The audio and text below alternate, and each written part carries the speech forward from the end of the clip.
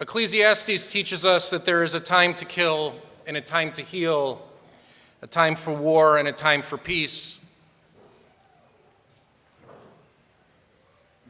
The time for war has enveloped the Jewish people for the last 2 years.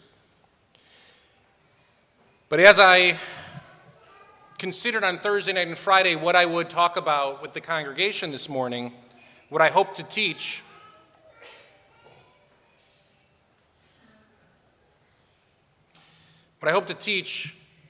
my mind went back to a teaching that I once learned from, sat at the table of one of my teachers, and he published an article that I encourage anybody to read here that's published through My Jewish Learning called Defensive War: When Lives Are at Stake, Judaism Permits and Probably Requires Fighting, written by my rabbi and teacher always, Rabbi Elliot Dorff. To understand the article is to trace through the sources, to understand why Jews believe what we believe, why Israel behaves the way that Israel behaves. And it begins, of course, with the Torah. But it also begins with references. As ancient as we want to go, I want to also keep this as modern as possible. And the modern understanding is that for the last couple of days I have tried to follow events not only through Jerusalem Post, not only through different news stations on cable, but also by listening to I-24 News, especially the Hebrew side of I-24 News. And there's a quote that keeps being referenced over and over and over again that's become almost a colloquial saying about this strike: Bar lahargecha hashkem lahargo. If someone comes to kill you, rise early in the morning and kill them first. Now that's a teaching in the Talmud that appears in 3 different Masechtot, in 3 different tractates. And in the Talmud, it comes along to teach us different contextual lessons based on it, but I want to take a step back in the Torah because although people think that it's from the Torah, I certainly can't find it in the Torah, and this means that all of you are going to go home and check, so I really appreciate the checking that's going to happen. The Torah teaches us in Exodus in Parshat Mishpatim, Im b'machteret yimtzeh haganav v'hikev amet ein lo damim. If a thief is discovered while tunneling in and he is struck and dies, there is no blood guilt in that case. If you find someone in the midst of trying to break into your home, then if you defend yourself, the Torah states in Parshat Mishpatim about civic law that there is no blood guilt. In Deuteronomy, in Parshat Shoftim about judges, we learn Ki tikrav el ir lihilachem aleha vekarata aleh l'shalom. When you approach a town to attack it, you should first offer terms of peace. And if it responds peaceably and lets you in, all the people present there deserve peace and shall serve you as forced labor. If it does not surrender, but chooses to do battle with you, you shall lay seed to it, and God will deliver it into your hands.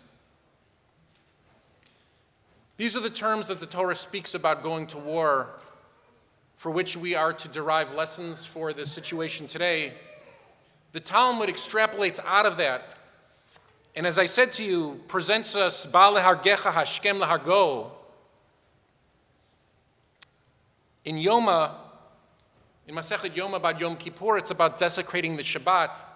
The argument is if somebody comes to steal from you on Shabbat, but you know that they're not meaning to do physical harm, the rabbis deem that you should not desecrate the Shabbat in order to defend yourself from a robbery. But if there's doubt about one's physical safety,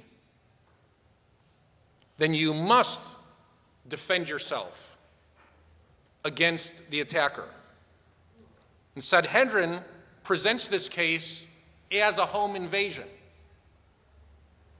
And it presents how difficult it is to know the intention of the presumed burglar, whether the burglar also intends to be a murderer or not.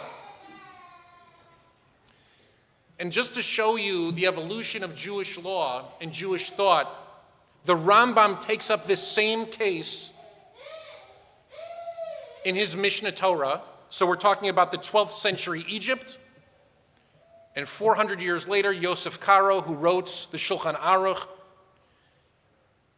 he writes, if during Shabbat people approach Jewish towns with weapons, we must assume that they intend to take lives, and they're not there for merely robbery.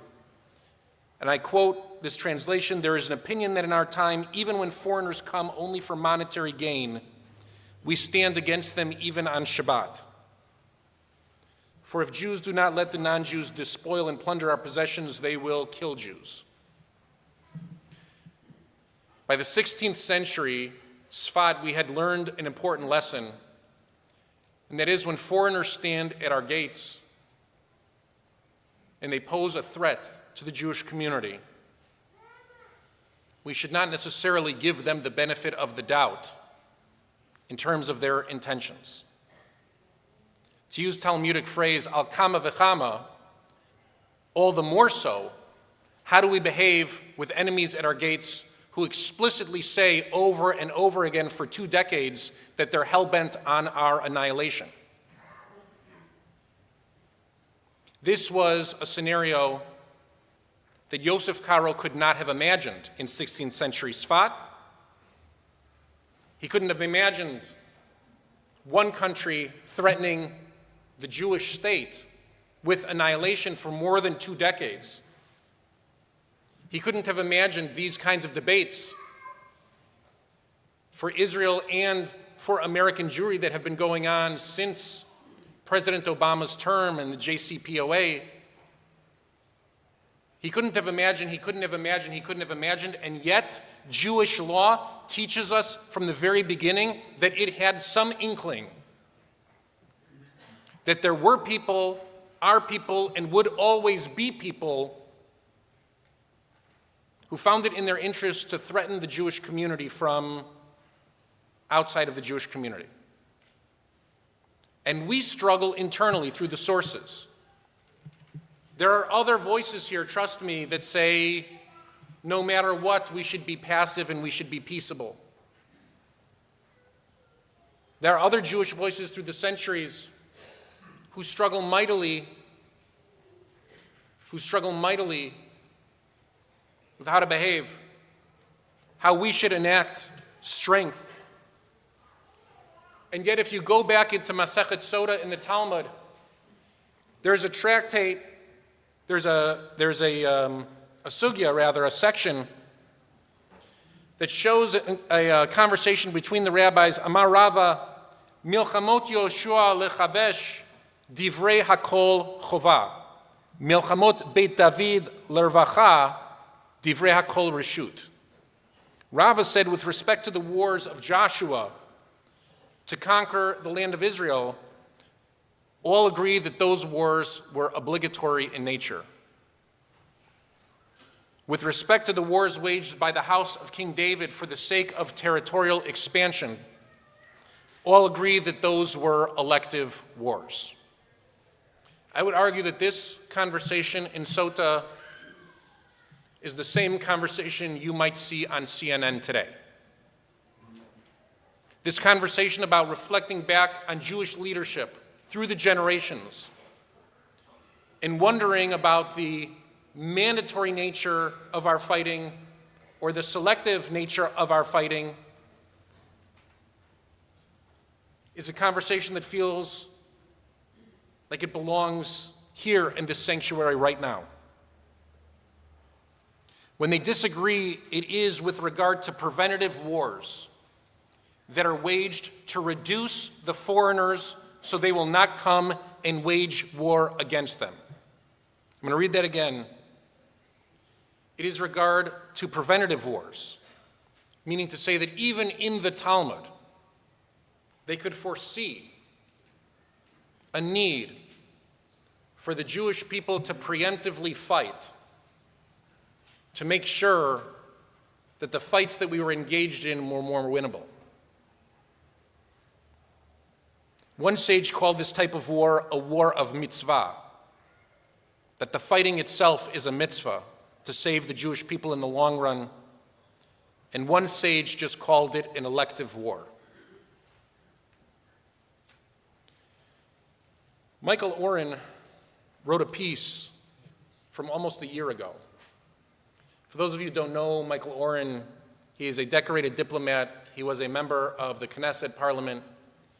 I believe his PhD in history is from Princeton University, and he is the foremost historian on the Six-Day War, writing what I think is almost the official history. If you have several months to read a book, I encourage you to read his book on the Six-Day War. A lot of people ask me, what news do you read? I'm so sick of X, or I'm so sick of Y. Lately, I've been reading, for the last year or so, a publication called The Free Press, started by Barry Weiss, that is a gift, not only to the Jewish community, but the American people, I believe. And in it, Michael Oren wrote, in August of 2024, a piece that was titled, "Should Israel Strike First?" He wrote, "I'm a historian, so over the course of these long days and nights, part of them spent volunteering as an IDF reservist, helping to guard Kibbutz Kfar Blum near the northern border, I have found my mind looking back to Israel's past. Specifically, I've wondered if the predicament we're now facing in 2024 or 2025 is more like 1967 or more like 1973. In other words, are we living in a Levi Eshkol or a Golda Meir moment? Do we have a prime minister who will preemptively attack our enemies, or one who won't take the risk?" As you recall, the world encouraged Israel to stand pat, and in 1967, the Six-Day War began with Israel preemptively striking the Egyptian Air Force. And in 1973, the world encouraged Israel to stand pat, and the Yom Kippur War began with an invasion of tens of thousands of foreign soldiers across the border during Yom Kippur at our most vulnerable moment.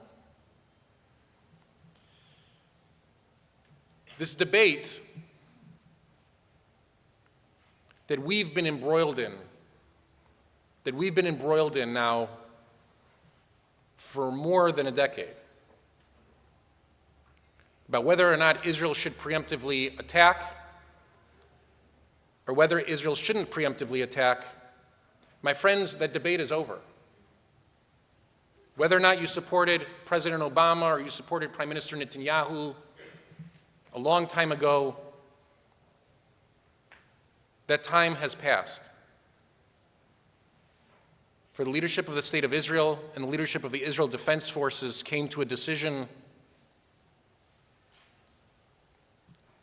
And the truth is that this week we learned the answer to Michael Oren's question as a historian. We learned that the risk has been taken. It appears that Iran's nuclear ambition has largely been thwarted, which is not only good for the Jewish people, it's not only good for the region, it's good for mankind. We've learned that their military leadership and their nuclear scientific community has been decimated, and that's also good for mankind. It appears now in hindsight that Iran was no match for the bravery and the strength and the courage and the wisdom of the Israel Defense Forces. And perhaps even during the debate itself, it never was. But this isn't a moment of celebration. This is a moment of learning. This is a moment where we all have to pay attention not only to those brave men and women who are executing the missions that they're tasked with, but pay attention to the families who are suffering, pay attention to the families of the 3 victims who so far have been killed by the Iranian missiles, and the more than 150 who have been rushed to the hospital for medical attention as a result of Iran targeting civilian populations throughout the state of Israel. Whatever side of JCPOA you were on, and as I wrote in my book, I think that was the beginning of a highly divisive schism for the American Jewish community, the likes of which we had not seen before. My hope and prayer for us as American Jews is that the last 2 years have taught us to move past it the best that we can,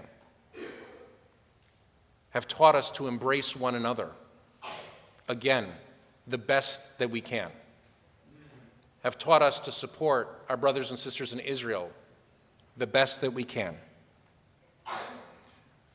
The Talmudic debate of war of mitzvah versus war of choice, that will stay with us as all of the great arguments in the Talmud stay with us for generations. But the abstract nature of that debate in 2025 is over. And this new front has been added to a horrific war that Israel was dragged into almost 2 years ago, making it the longest war in Israel's history. The abstract is over. Reality is here. And that means, just as we've repeated time and time again in this community, it means that Valley Beth Shalom stands in solidarity with the state of Israel. It means that at this moment, when we have brothers and sisters vulnerable in the sky, vulnerable on the ground, vulnerable around the world, we offer help in whatever way that we can. There's a time for debate, and there's a time for solidarity. This continues to be a time for solidarity. In the words of the psalmist, Adonai oz le'amo yiten, Adonai yivarech et amo v'shalom. May God always grant Israel strength, and may God one day soon bless us all with peace. Shabbat shalom, everyone.